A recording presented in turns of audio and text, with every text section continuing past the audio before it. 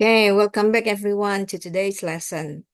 Now, I'm talking about allomorphy. Have you ever heard about this word?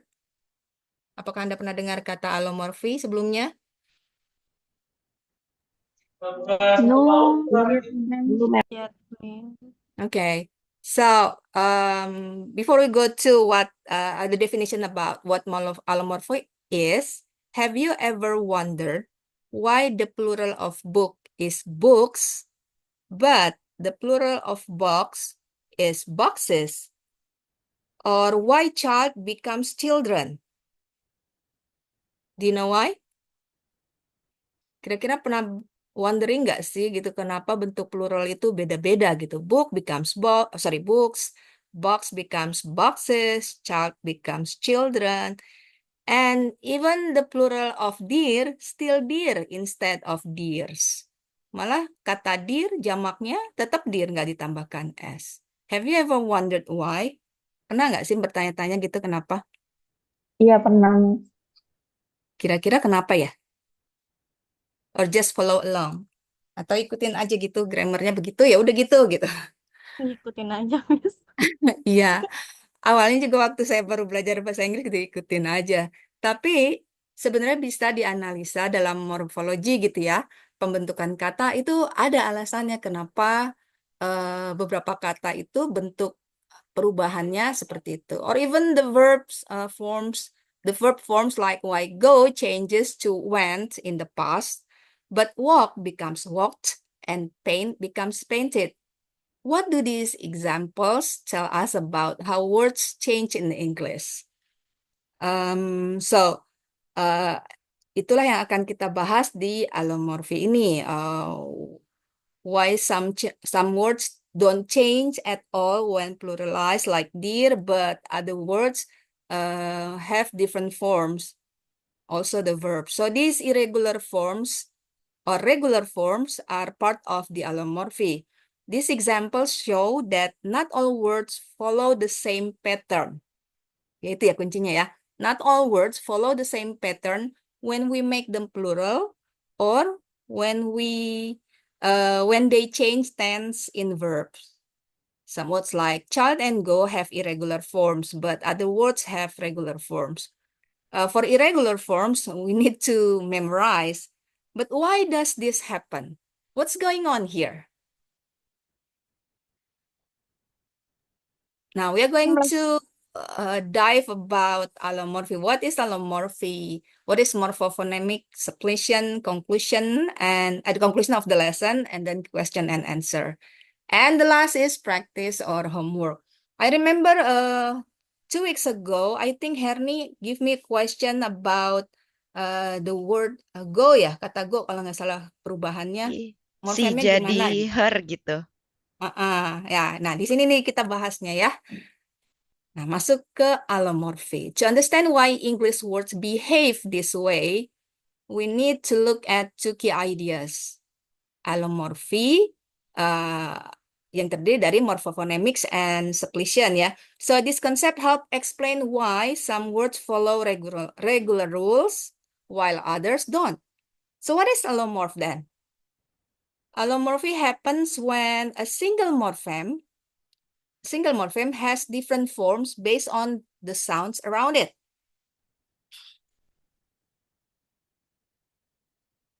Okay, allomorphy refers to the phenomenon.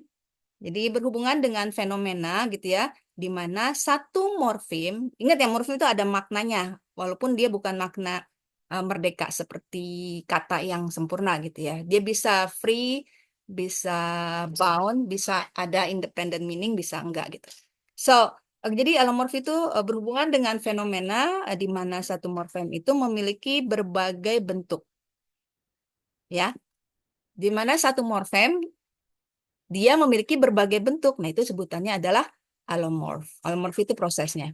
So it happens when a single morpheme has different forms based on the sounds around it.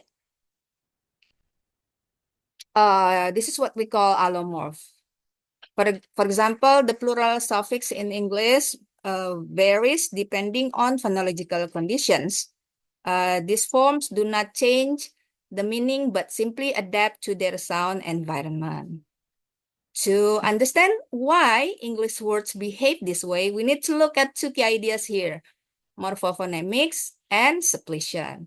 And both can occur inflectionally and derivationally. Jadi, baik morphophonemics sama suppletion itu bisa terbentuk secara infleksional and derivational. Masih ingat kan infleksional sama derivational apa?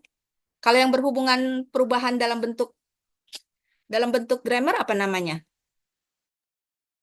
Flexional. That's correct. Oh. Infleksional. Kalau derivation itu berhubungannya sama apa? Perubahannya. Class changing. Yes, class changing and also meaning ya. Can be both or can be either only one. Kalau derivation. Oke.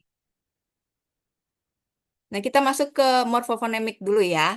Kan tadi ada dua tuh, allomorph itu morphophonemic sama suppletion. Nah, kita yang bahas yang pertama dulu, morphophonemic. So, morphophonemic allomorphy is when the form of a morpheme changes based on phonological rules or the sounds around it. Okay, let me repeat. So, this is a type of allomorphy where the variation in morpheme form terbentuk karena ada aturan phonological. Jadi ini berhubungan sama fonologi. Makanya dinamakan morphophonemic. Jadi gabungan morfologi dan fonologi. It is a predictable process where the phonological environment determines which allomorph will be used.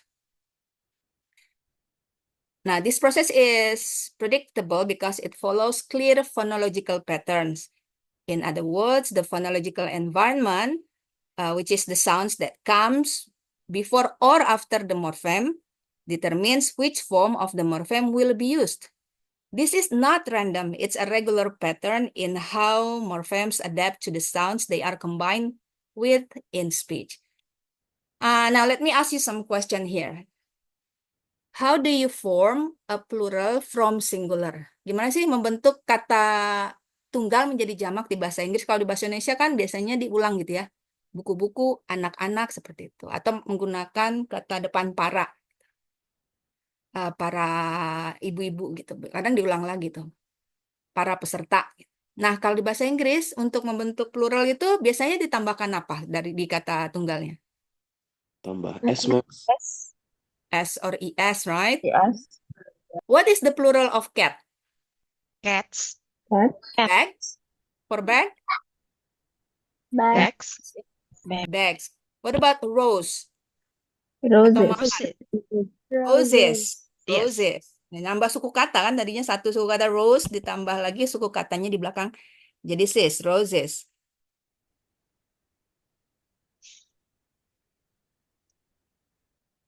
Okay, let's look at some examples of regular plural formation. Did you realize that the plural suffix "s" sounds different depending on the word? Example here.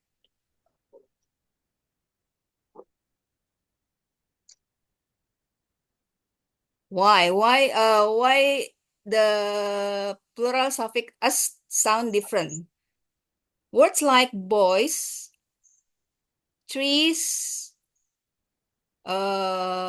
cows, and bags end with z sound, while cats, tops, books, and hips ends with sound. And the words like boxes, roses, peaches use the is form. So this variation depend on the final sounds of the singular nouns. Di sini terjadi proses asimilasi, assimilation in voicing as becomes z after a voiceless segment. Nah, seperti ini. This variation depends on the final sounds of the singular nouns. Nah, bentuknya gimana nih pembentukannya, prosesnya? Untuk bunyi voice sounds ini harusnya udah dipelajari saat fonologi ya di semester sebelumnya. Voice sound itu seperti contohnya beh, deh, an, sama geh. So, when the words end with this sound, when you make the plural S, the sound like Z will appear. Coba aja dirasakan misalnya Anda bunyikan bunyi G gitu ya, ag. Ini bunyi ini, ag. Kalau ditambahkan S itu kalau ngomongnya di slow motion, bentuknya tuh nggak tipis, tapi bunyinya sedikit mendengung. Bags, bags, bags. Coba aja diulang-ulang. Walaupun terakhirnya S, tapi saat proses asimilasi berlangsung, ketika bunyi G dengan S digabung, itu di tengahnya pas pertemuannya itu bunyinya jadi buzzing sound. Bags, bags. Seperti itu. And then for voiceless sounds like t, ke, and up atau peh gitu ya. Make the plural S sound like, for example, cats, books. Gitu ya, nggak jadi books, nggak bisa kecuali kalau k-nya ini diganti g. And for words that end in s or z, contohnya kayak rose, bunyinya kan terakhirnya s ya. Peach juga bunyinya terakhirnya h. Itu untuk memudahkan pengucapan maka mendapatkan insertion i gitu ya. To break up clusters of alveolar and alveopalatal consonant. Jadi untuk memecah kelompok bunyi yang sebelumnya yaitu bunyi S atau Z atau C gitu ya. Ketika ditambahkan S lagi. Nah, pasti ada penggalan atau apa namanya sisipan yang di dalam situ agar bunyinya bisa keluar dengan mudah dari alat bicara kita. Seperti itu. Nah, ini juga berlaku sebenarnya di past tense. Tapi ini kan contohnya untuk plural ya. Sebenarnya berlaku juga untuk past tense ed yang regular.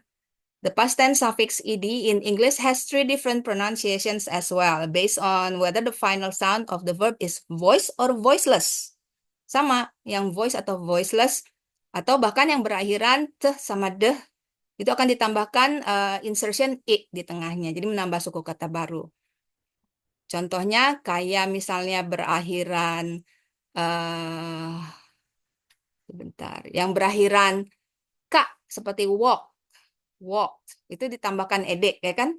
Atau misalnya kata paint ditambahkan id. Kalau yang bunyi ke itu kan dia voiceless. Ya kan? Kalau misalnya yang berakhiran voice sounds itu contohnya yang tadi nih deh, beh, geh. Nah, itu yang voice. Itu yang satu akan bunyi deh, yang satu akan bunyi t, yang satu akan menambahkan suku kata seperti paint menjadi painted. Seperti itu. Nah, untuk yang past tense nggak saya bahas dulu di sini karena nanti kita bahas berikutnya ya buat tugas. Now, for morphophonemics also occurs in derivation. Kalau tadi kan contoh yang inflection ya berpengaruh, dia muncul saat morfem ini muncul saat peraturan grammar berlaku gitu. Misalnya berubah jadi past tense atau berubah jadi plural. Nah, sekarang yang derivational nih. So, morphophonemic also occurs in derivation where morphemes adapt their form based on their phonological environment. For example, like this. Okay. Negative prefixes in English prefix in has multiple allomorphs. Jadi misalnya kata sifat possible. Ketika jadi not possible itu kan bisa ditambahkan prefix ya awalan in. Cuma kan bukan jadinya impossible. Karena antara bunyi an dengan itu ketika disambung lidah kita kurang enak gitu ngucapinnya. Ketika kita ngomong lancar nggak mungkin jadi inem gitu. Susah ketika cepat. Pasti dia akan mengalami proses asimilasi juga. So, the variation of English prefix in has multiple allomorph like this. In menjadi im, contohnya untuk bunyi-bunyi bilabial atau bunyi-bunyi yang diproduksi melewati dua bibir yang dikatupkan gitu ya, seperti bunyi up, bunyi bunyi ab. Nah, in ini akan berasimilasi menjadi im. Impossible, seperti itu contohnya. Nah, begitu juga untuk in menjadi il ketika dia bertemu dengan huruf, bukan huruf, bunyi L. jadi illegal. Kemudian in berubah menjadi ir ketika bertemu dengan bunyi-bunyian r seperti irregular. Kemudian prefix in berubah menjadi ing sebelum bunyi-bunyian velar seperti bunyi keh sama geh. Contoh incorrect. Ingat ini bunyi ya, bukan huruf. Kan ini hurufnya si, tapi dibacanya bukan si, kan bacanya keh. Jadi bunyi yang kita fokus.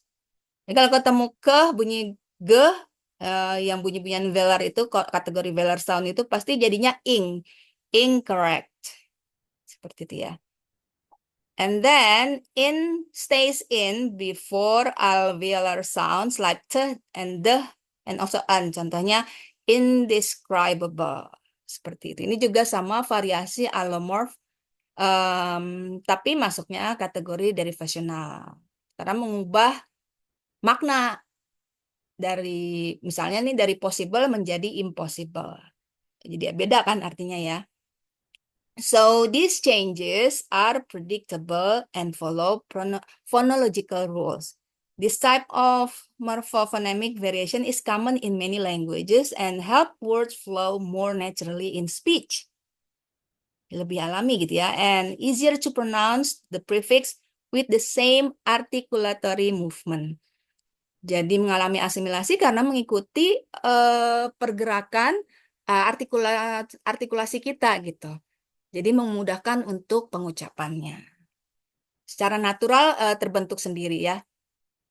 Okay, now we're entering suppletion. Suppletion itu apa bedanya sama morphophonemics yang sebelumnya?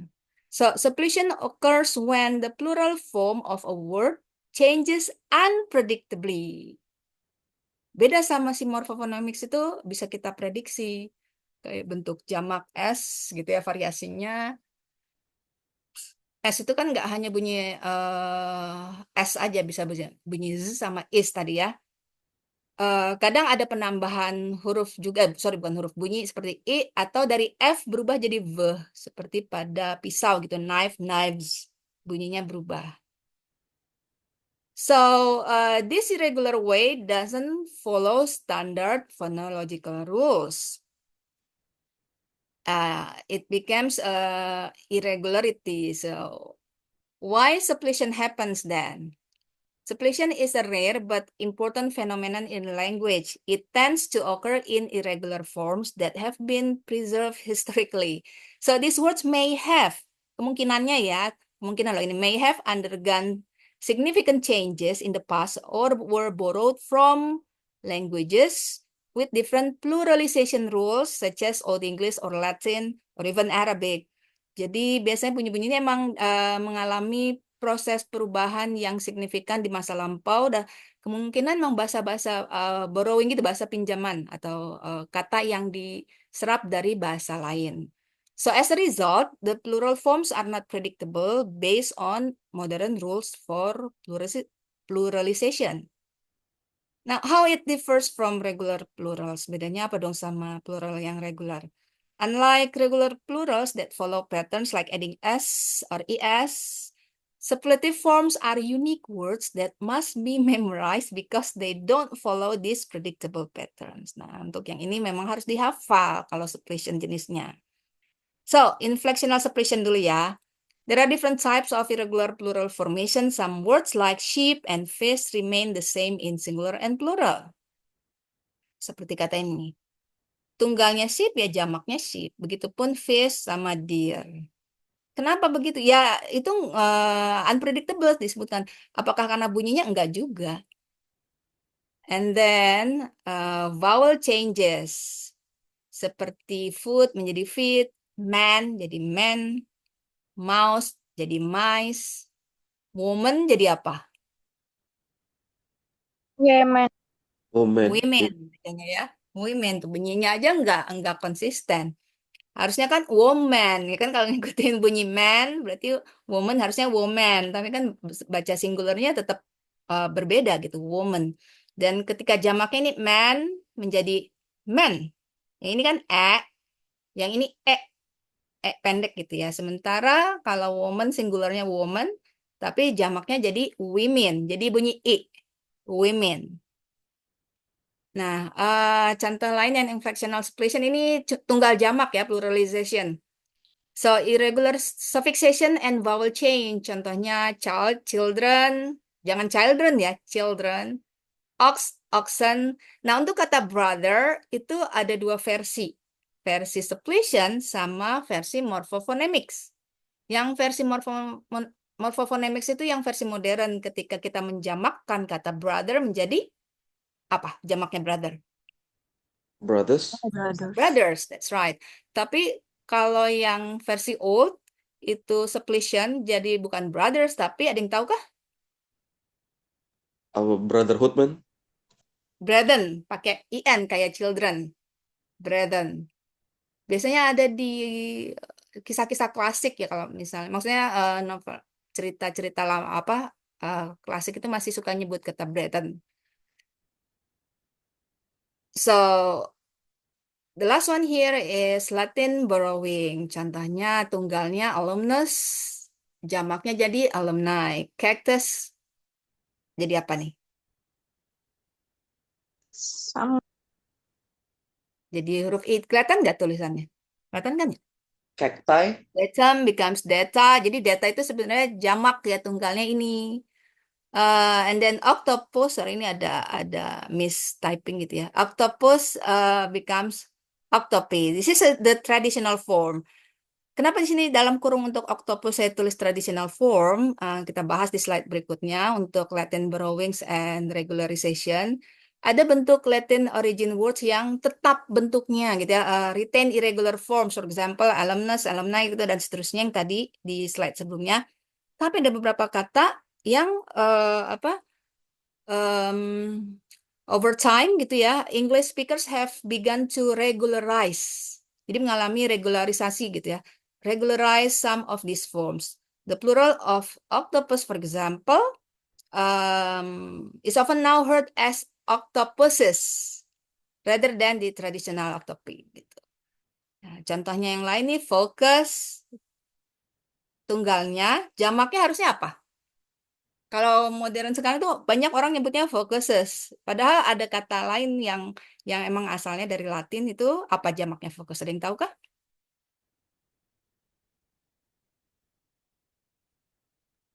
Tahu lagi. Jadinya FOCI. Bacanya apa? Ntar saya tulis di annotate ya. Jadi fokus itu kalau dari bentuk Latinnya itu kan tunggal. Kalau jamaknya menjadi seperti ini. Bacanya apa? Foci. Ini bukan teh ya, jenis teh foci gitu. Fosai. Iya, foci atau fokai. Dua-duanya boleh ya, foci atau fokai. Tapi jangan foci. Dan kaktus juga sama. Cactus, cactuses, appendix, appendixes. The plural, this plural is often now heard in regularized form. Sebentar, saya hapus dulu anotasinya. Biar nggak ke bawah.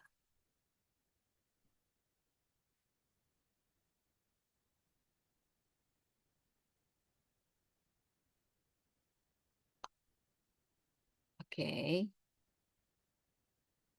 So this regularization reflects the shift towards simpler, more regular plural forms in English. Nah, jadi dari yang simpler menjadi more regular gitu ya. Maksudnya sekarang jadi lebih simpel gitu kalau mau diubah jadi jamak. Especially in casual speech or less formal context. Even though traditional forms like octopus still exist, regularization is becoming more common and accepted in modern English usage. Artinya apa ini? Artinya bahwa ini menunjukkan the dynamic nature of language and how borrowed words from Latin or from other language are evolving over time. Can you name another example of regularization? Ada yang tahu nggak bentuk regularization yang lain? Contohnya jamur. Jamur bahasa Inggrisnya apa? Bukan yang mushroom ya, tapi yang nama lainnya. Widerm. Ya bisa juga sih. Tapi yang saya maksud adalah fungus. Fungus gitu, fungus. Kalau jamaknya kan kalau yang berakhiran us biasanya berubah menjadi akhiran i ketika jamak ya. Because they sound, but uh, some English users, English speakers make it more simpler menjadi bukan fungi lagi tapi funguses gitu. Tapi bukan berarti yang fungi ini jadi salah, enggak juga, masih dipakai terutama di bahasa-bahasa formal seperti itu. Nah, tadi itu yang inflection ya, inflectional suppletion karena perubahannya dari tunggal ke jamak ya, jadi tentang grammar. Nah, sekarang yang masuk ke kelas derivational suppletion. So, derivational suppletion involves cases where the entire root or stem of a word changes unpredictably. One of the most famous examples is the verb go. Go in English which becomes went in the past tense. Ya kan? Itu dari go tiba-tiba jadi went. Maksudnya apa? Nggak ada perubahan yang sangat bisa mirip-mirip sama perubahan lainnya gitu loh. Sama sekali nggak bisa diprediksi. Kenapa go jadi went? Kenapa nggak jadi goet gitu? Atau ditambahin double E kayak gitu yang kayak food jadi feed gitu. Ini tahu-tahu dari go menjadi went. So it's so unpredictable. It involves complete root change rather than phonological variation. So there's no phonological rule that can explain why this happens. It's simply an irregular form that we have to memorize, unfortunately. Similarly, the verb be atau to be ya, itu bentuk presentnya am is are ketika tiba-tiba berubah M-nya menjadi was ketika lampau itu dari mana I am menjadi I was kan jauh ya. Kalau are menjadi were masih mirip-mirip ada R-nya. Tapi tetap aja itu nggak ada pola yang secara fonologi itu bisa diprediksi gitu. Again, it shows suppletion. In adjectives also good. Good itu ketika adjective berubah jadi comparative jadi apa kalau good? Kan bukan gooder ya. Tapi apa? Best. Better dulu, baru best. Better in the comparative form and best in the superlative. Sama juga dengan bad. Jadi worse dan Worse and worst. worse. Tapi ada kata better dan baddest dari kata bad. Sebentar, saya tulis dulu di annotate. Biar nggak ketukar sama bad yang lain. Jadi bad itu kan biasanya perubahannya di worst sama worst gitu ya. Tapi ada juga better.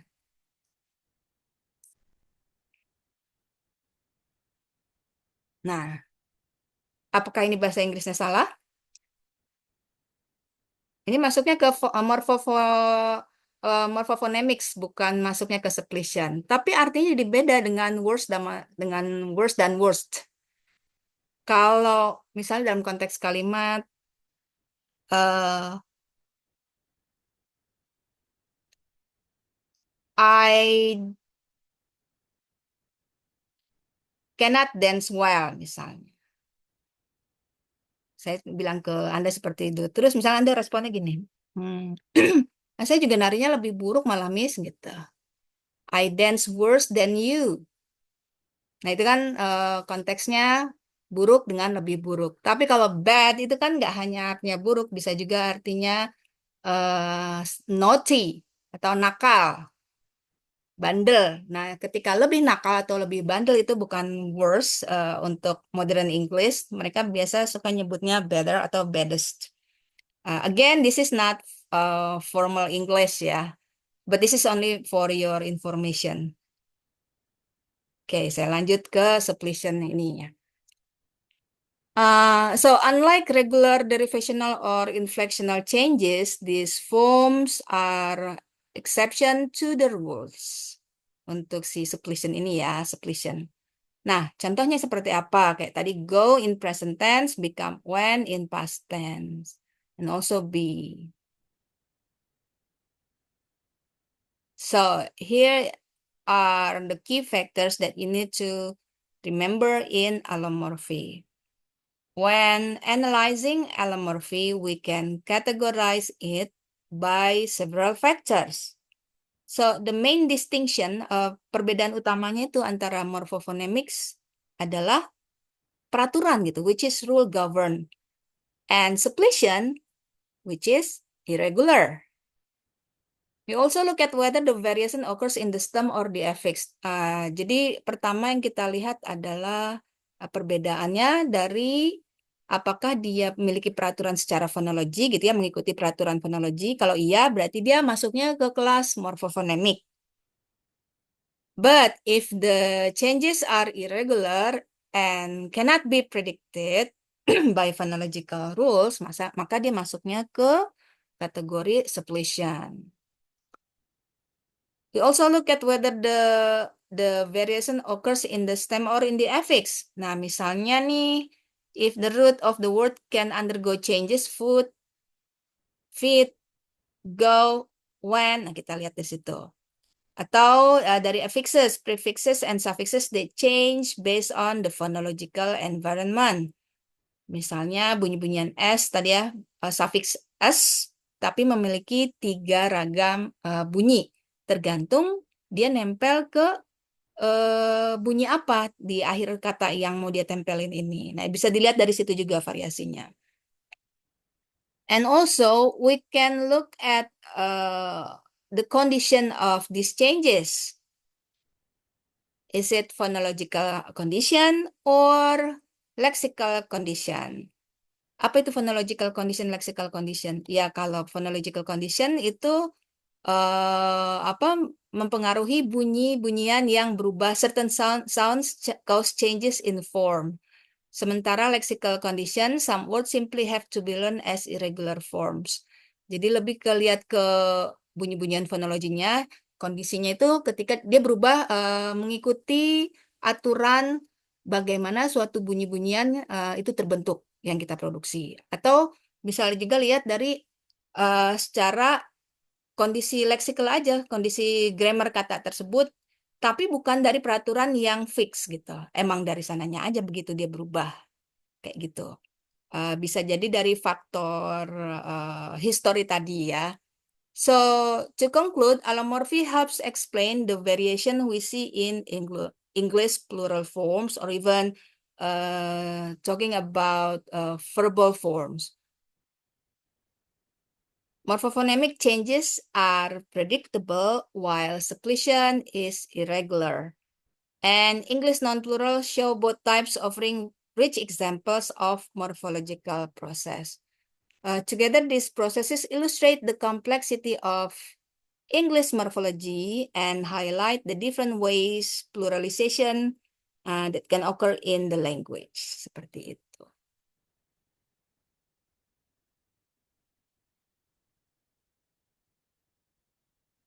Oke, sampai sini ada pertanyaan? Pernah dengar kata arbitrary nggak?